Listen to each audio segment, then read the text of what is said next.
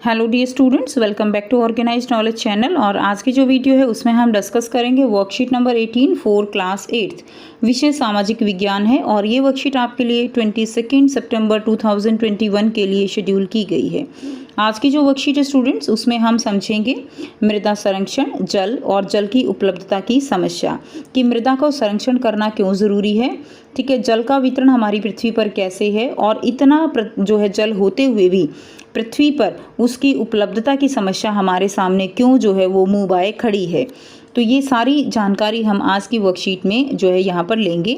सो प्यारे बच्चों, वर्कशीट शुरू करने से पहले बेटा प्लीज़ चैनल को सब्सक्राइब कर दीजिए, बेल आइकन को प्रेस कर लो ताकि आपको आने वाली वीडियोस की नोटिफिकेशन वो समय से मिल जाए। सो देखिए, मृदा संरक्षण, मिट्टी संरक्षण के कुछ तरीके जो है वो नीचे दिए गए हैं। ठीक है, तो यानी मिट्टी का संरक्षण अगर हम यहाँ पर तरीके पढ़ रहे हैं तो पहले क्वेश्चन ये अराइज होता है कि मिट्टी का संरक्षण करना ज़रूरी क्यों है। क्लियर। तो देखिए, हमारा देश जो है, अगर हम अपने देश की बात करें तो कृषि प्रधान देश है। यहाँ पर एग्रीकल्चर जो है वो मुख्य हमारी एक एक्टिविटी है।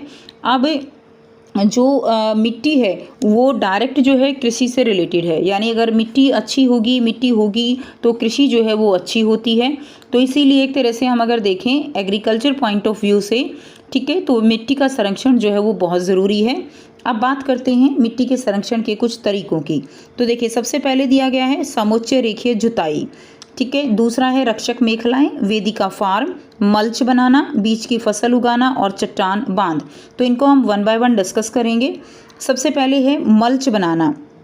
मल्च बनाना यानी पौधों के बीच की खाली ज़मीन को जो है भूसे की तरह कार्बनिक पदार्थ की एक परत से कवर कर दिया जाता है और यह मिट्टी की नमी को बनाए रखने में मदद करता है। तो इस तरह देखिए, ये जो है क्या है, ये पौधे लगाए गए हैं और इसकी जो खाली जगह है उसको भूसे की तरह जो क्या है इसको कवर कर दिया जाता है। और इससे क्या होता है, इससे जो मिट्टी की नमी है वो यहाँ पर बनी रहती है और मिट्टी का जो अपरदन है वो भी कम होता है। दूसरा है वेदिका फार्म। इस तरह से चौड़ी सपाट ढलान पर चौड़े सपाट कदम या छतों को बनाया जाता है। तो ये ढलान जहाँ होता है वहाँ पर इस तरह से किया जाता है और एक तरह से जो है यहाँ पर ऐसे चौड़े चौड़े जो है एक तरह से सतह बना दी जाती है ताकि फसलों को उगाने के लिए सपाट सतह जो है वो उपलब्ध हो जाए। और इस प्रकार यहाँ पर मिट्टी का कटाव जो है वो क्या होता है, कम होता है। तो जो ढलान के क्षेत्र होते हैं, पहाड़ी क्षेत्र, उनमें ये इस तरह की कृषि की जाती है। नेक्स्ट दिया गया है समोच्च रेखीय जुताई। तो समोच्च रेखीय जुताई में क्या किया जाता है, पहाड़ी जो ढलान होते हैं वहाँ पर इस तरह की खेती की जाती है और पहाड़ी ढलान के समोच्च के समानांतर जुताई करने से क्या होता है कि ढलान नीचे प्रवाहित होने वाले पानी के लिए एक प्राकृतिक अवरोध बनता है। तो जो पहाड़ी ढलान है बच्चों, वहाँ पर उसके जो समांतर जुताई, जैसे ढलान होता है उसके समांतर ही जुताई करने से जो पानी का अवरोध उत्पन्न होता है और इस तरह से जो मिट्टी है उसका संरक्षण किया जा सकता है। नेक्स्ट है रक्षक मेखलाएं। रक्षक मेखलाएं क्या हैं, तटीय और शुष्क क्षेत्रों में पवन की गति को रोकने के लिए वृक्षों की कतारें लगाई जाती हैं ताकि मृदा आवरण को बचाया जा सके। तो इस तरह से जहाँ पर हवाएं चलती हैं, ठीक है, सूखे जो क्षेत्र हैं वहाँ पर इस तरह से पेड़ों की लाइनें बना दी जाती हैं, लगा दी जाती हैं ताकि मिट्टी जो है वो हवा के साथ उड़कर ना जाए और मिट्टी का अपरदन वो कम हो।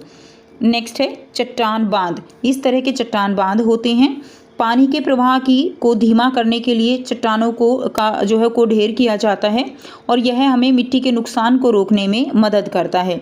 तो इस तरह से मिट्टी जो है वो बहकर नहीं जाती और यह मिट्टी के नुकसान को रोकने में हमारी मदद करता है।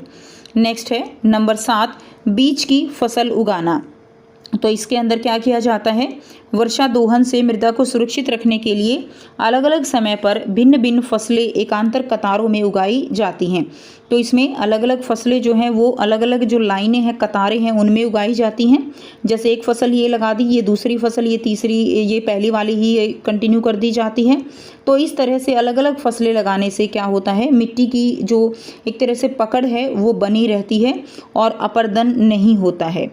तो ये तरीके थे। अब हम पढ़ेंगे जल के बारे में। जल जो है आप सब जानते हैं, जल हमारे लिए जीवन है, जल हमारे जीवन का आधार है। जल का सतह का 3/4 हिस्सा एक महत्वपूर्ण नवीकरणीय प्राकृतिक संसाधन है। नवीकरणीय यानी जिसको हम दोबारा जो है वो हमें मिल जाता है वो, और पानी वो क्या है, प्राकृतिक संसाधन है। और कितना हिस्सा है, 3/4 हिस्सा पृथ्वी का, जिसके कारण पृथ्वी को नीला ग्रह भी कहा जाता है, क्योंकि अगर ऊपर से देखें तो ये पूरा नीला दिखाई देता है, क्योंकि पानी जो है वो बहुत ज़्यादा है। अब बात आती है कि जो पानी है उसका वितरण कैसे है, 3/4 हिस्से पे किन किन जो है स्रोतों में ये बटा हुआ है। महासागर पृथ्वी की सतह के 2/3 भाग पर फैले हुए हैं। तो बच्चों आपको याद रखना है कि टोटल कितना है, 3/4 हिस्सा जो है वो क्या है, पानी है। अब जो महासागर हैं वो पृथ्वी के कितने हिस्से पर फैले हुए हैं, 3/4 में से वो 2/3 हिस्से पर क्या हैं, महासागर हैं, और जो कि पौधों और जानवरों के जीवन के लिए महत्वपूर्ण हैं। हालांकि इनका जो पानी है वो कैसा है, वो खारा पानी है, सब जानते हैं, नमकीन पानी होता है, और मानव उपभोग के लिए ये उपयोगी नहीं है। अब मीठे पानी का केवल 2.7% हिस्सा है। अब इसमें से जो मीठा पानी बचा 3/4 हिस्से में से वो कितना बचा, मीठा पानी है केवल 2.7% हिस्सा। और अब ये जो 2.7% हिस्सा है, इसमें से भी 70% जो वाटर है वो अंटार्कटिका, ग्रीनलैंड और पर्वतीय क्षेत्र में बर्फ़ की चादर और ग्लेशियर यानी बर्फ़ के रूप में मिलता है, और वे अपने स्थान के कारण जो है क्या है, दुर्गम हैं।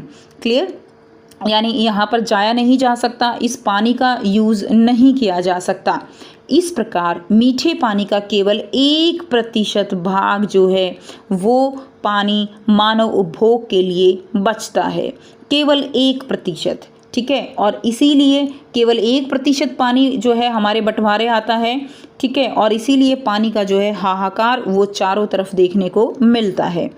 अब पानी को न तो पृथ्वी से जोड़ा जा सकता है और न ही इसे घटाया जा सकता है, और इसकी जो कुल मात्रा है वो कैसी रहती है, इसकी कुल मात्रा वो लगभग स्थिर रहती है।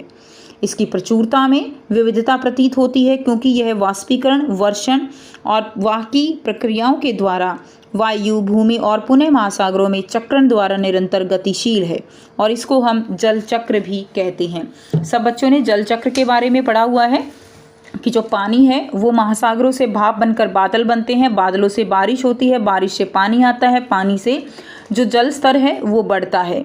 ठीक है, और उसका प्रयोग हम करते हैं, और ये पूरा चक्र जो है वो चलता रहता है, जिसको हम जल चक्र कहते हैं। अब बात करते हैं जल की उपलब्धता की समस्या की। तो जो दुनिया के अधिकांश हिस्से हैं उनमें मीठे पानी की आपूर्ति की कमी का जो है वो क्या कर रहे हैं, सामना कर रहे हैं। जलवायु क्षेत्रों में स्थित जो सूखे के लिए अति संवेदनशील हैं, पानी की कमी की बड़ी समस्याओं का सामना करते हैं। तो जो हिस्सा जो है सूखा है, जहाँ पर वहाँ पर क्या है, पानी की जो है कमी, उसकी समस्याएं हैं, और इस प्रकार पानी की कमी मौसमी या वार्षिक वर्षण में विविधता का परिणाम हो सकती है, और पानी के अति उपयोग और पानी के स्रोतों के दूषित होने के कारण होती है। यानी जो ये पानी की जो इतनी ज़्यादा कमी है, ठीक है, वो मौसमी हो सकती है। क्लियर, यानी किसी मौसम में पानी जो है कई बार ठीक मिलता है, कई बार नहीं मिलता। दूसरा क्या है, पानी जो ज़्यादातर दूषित हो रहा है वो सबसे बड़ा परिणाम है।